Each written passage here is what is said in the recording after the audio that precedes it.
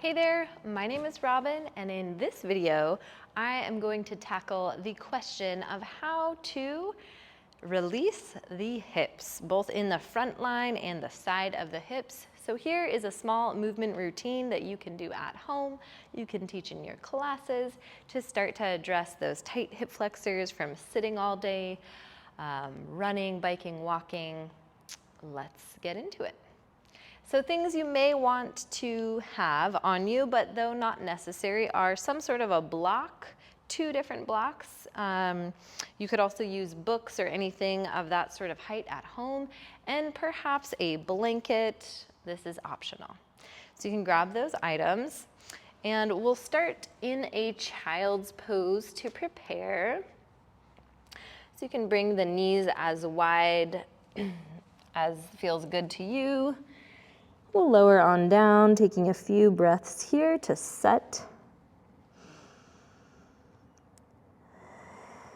So before doing any sort of a movement practice, it's always nice to tune into your breath because that's a key component of finding intentionality in our movement. Awesome. So the first movement here is we'll take a hold perhaps of our blocks on either side. You can also do this with hands on the floor, though it's nice to raise the floor higher. And we'll just start to prime the hip flexor. So you can slowly shift your hips forward, reaching the chest towards the sky, and then slowly straightening the leg, walking the blocks back as you shift the hips back. We'll slide forward and back a few times. Just kind of preparing this region of the body, saying, okay, I'm lengthening you here, and I'm shortening you here. With my breath, I'm taking it nice and slow. Right? And then we'll shift it forward into that forward lunge, low lunge. But from here, let's shift the hips on forward. And then you can take same hand as the front foot, placing it on the knee, straight arm, reaching that arm on up towards the sky, and then we'll lean on over towards that front knee. So from the front, it looks like so. We're shifting the hips forward to open the front line, and then reaching over to open up that hip flexor. To add on, you can even reach slightly backwards towards that back foot, finding length in this front line body with your breath. Nice, and then we'll bring it forward. From here, we'll set the front hand down, placing the other hand on the inside of that front foot. So in yoga, English terms, lizard pose. So we'll pause here.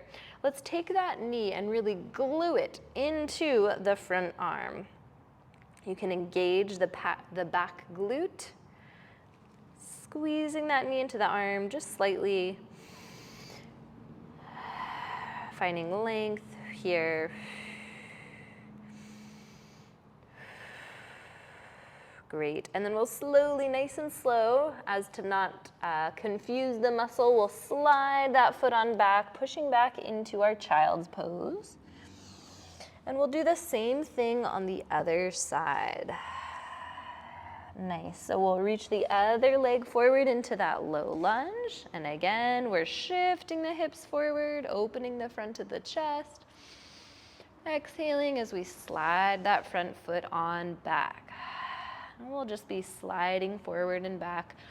In this video, I'm quickening the movements slightly. So if you're teaching this or doing this at home, just moving nice and slow, taking your time in these movements, and only pushing yourself as far as feels comfortable. So not extending too much so that you are in pain at all.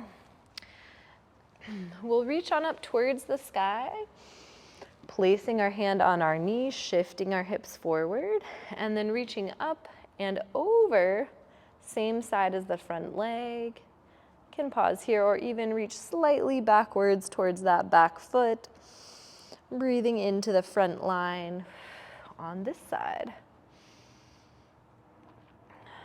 And again, with your breath and the intention of your slow movement, you can start to target these muscles of just really placing your mind in that area and thinking about extending them. And then we'll slowly rise back on up, lowering our hands down. You can always use a block here too, keeping high in this lizard pose. You can lower the blocks down. You can even come onto your forearms. So this is just all anatomy dependent. We'll pause here for a few breaths.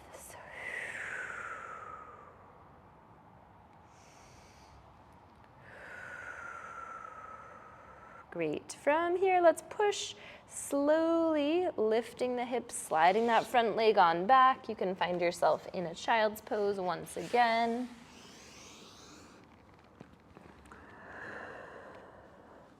And then we'll slowly rise on up. All right, so that was just a quick demonstration of the hip flexor. There's more you could do there, but you can add that one in. Then let's come to the outside of the hips. So we'll come into our shin box position. Shin box, if your legs were making a box, this is a half of a box here. If you notice at home that this back hip is lifted high, that could just indicate your hip flexors are still super tight, so we can start to focus on that area more. But let's just take a second to lift that hip on up, especially if it doesn't fully touch the ground, and then drive it into the floor. Even if that other knee lifts, that's okay. Just practicing lifting that hip bone off the floor and then driving it into the mat. If this is still uncomfortable, this is where your blanket could come in handy. You could set a blanket underneath your hips. That way it just props you up just a little bit further. From here, to add strength into the hips first, plus mobility, we'll reach our hands up in front of us, and then we'll slowly begin to lift the hips off the ground, squeezing the glutes at the top.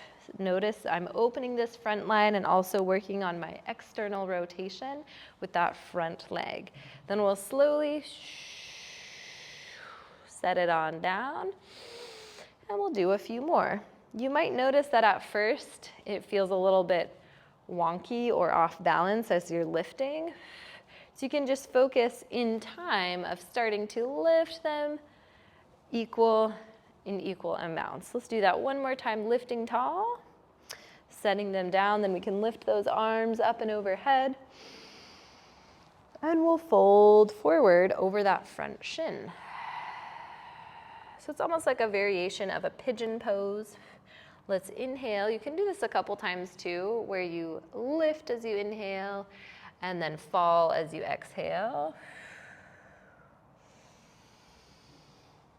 Just adding in movement and mobility into these positions that we place ourselves in. And eventually you would come on down and hold for a few breaths if that felt appropriate for you. Then we could walk ourselves over that front knee now. Same thing, lifting as you inhale, falling as you exhale.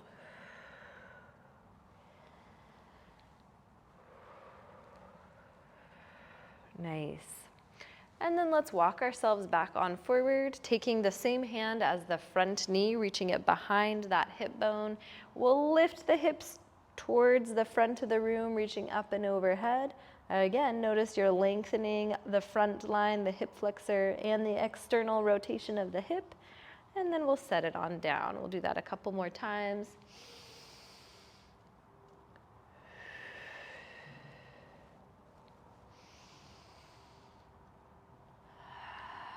Nice. All right. Before we switch sides, you can take the feet right in front of your hip bones, and we'll slowly drag the knees over to one side and then over to the other. You can also think about one knee is tracing the inside of your shin landing at your heel, side to side. So just mobilizing the internal and the external rotation of the hips. You can think about if you're always in a sitting position, the hips don't get a lot of movement in all the different directions that they can move. So we're just trying to add this movement and mobility into that area. Awesome. And then we'll switch sides. We would do the same thing, shin box lifts, finding our leg position. First, we'll lift that back hip on up and then driving the hip bone into the ground. So you can add this sequence into your yoga class if you're getting tired of just offering pigeon as your hip opener sequence. Or you can just add this into your evening routine after going on a long hike or sitting all day. All right, we'll drive that hip on down, lifting the arms in front of us. Let's lift them up towards the sky, squeezing the glutes at the top, and then setting them back on down. Nice and slow and controlled so you can really feel where you're working or perhaps where you're needing more strength or mobility in this movement. Let's do one more.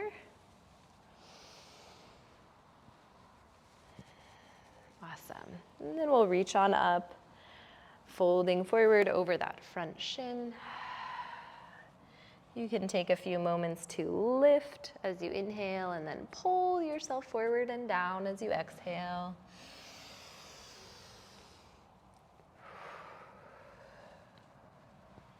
Nice.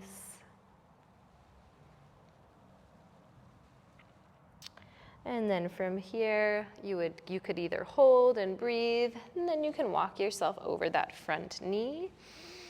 Same thing, lifting up and down.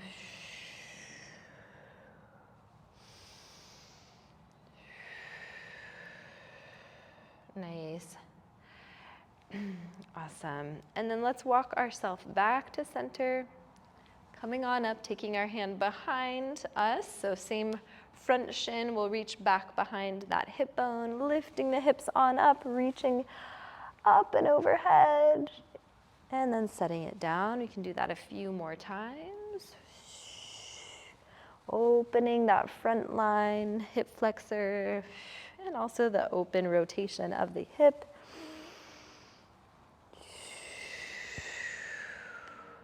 Excellent work. All right, so that's it on the hip flexor opening and outer hip opening mobility sequence.